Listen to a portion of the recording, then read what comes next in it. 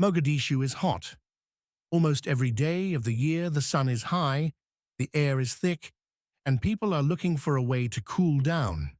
But when you think about it, how many affordable frozen treats are available on the streets? Imported ice creams are expensive. Soft drinks are everywhere, but they don't stay cold for long in this heat.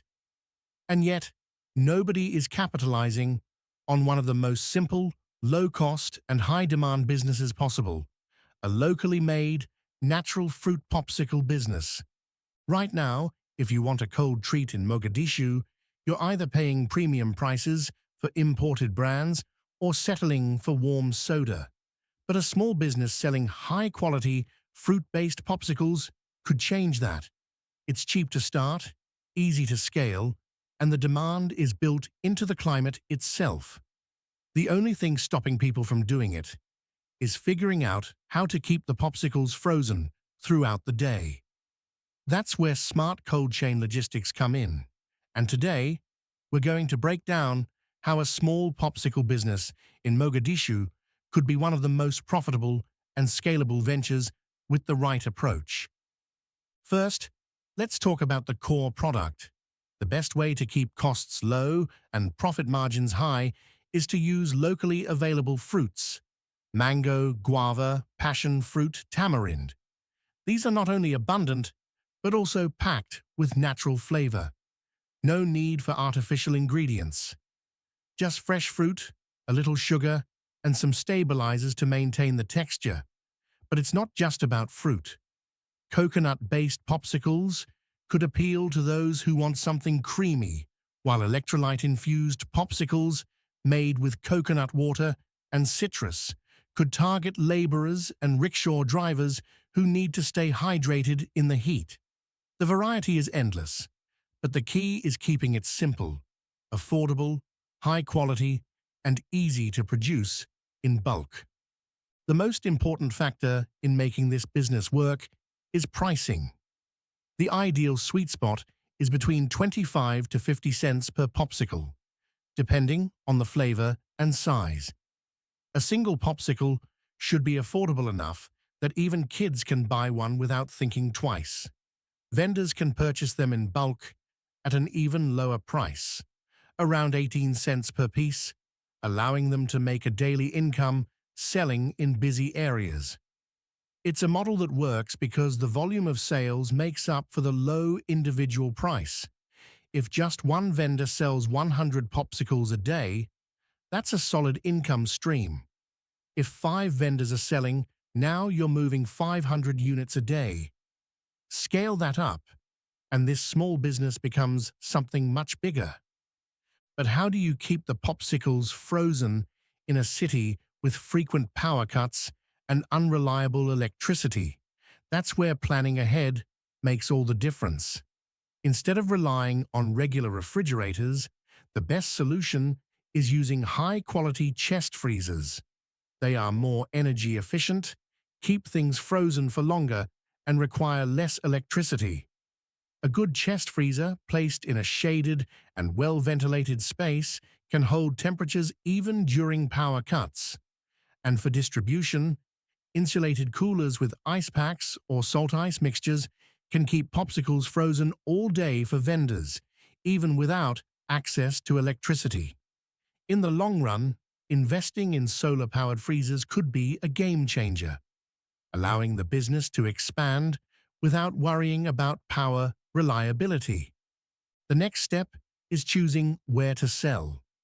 The best locations for this business are places with constant foot traffic: markets, schools, bus stations, and especially the beaches. These are all prime spots. The beach alone is an untapped gold mine. On a hot day, thousands of people gather at Lido Beach, and yet there are barely any vendors selling quality frozen snacks. A single vendor with a well-stocked cooler could sell out within hours. Schools are another major opportunity.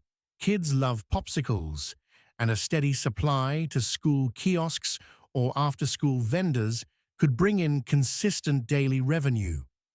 Now let's talk numbers. A basic startup cost for a small-scale popsicle business is around $2,500.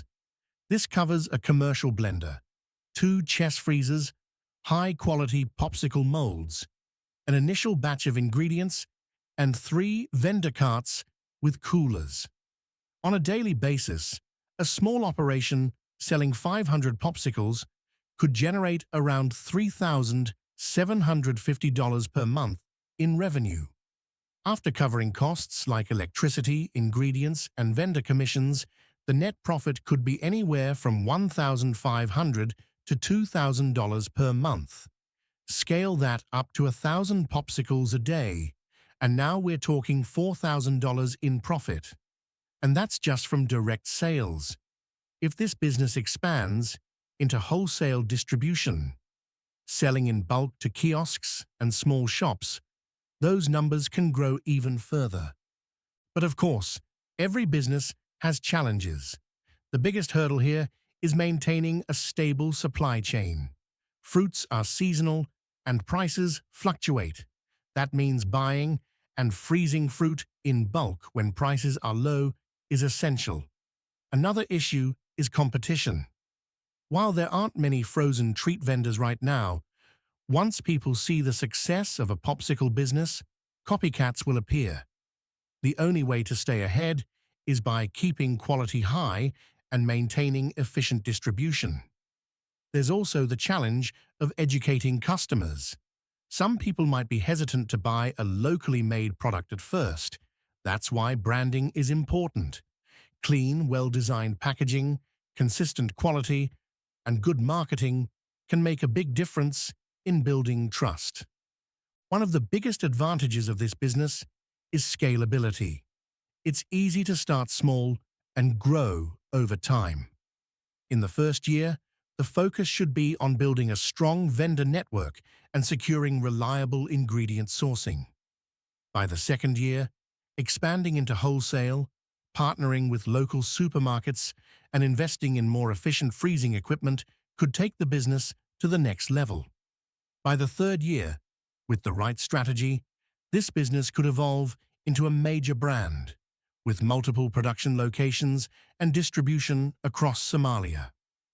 So, is a popsicle business in Mogadishu viable? Absolutely.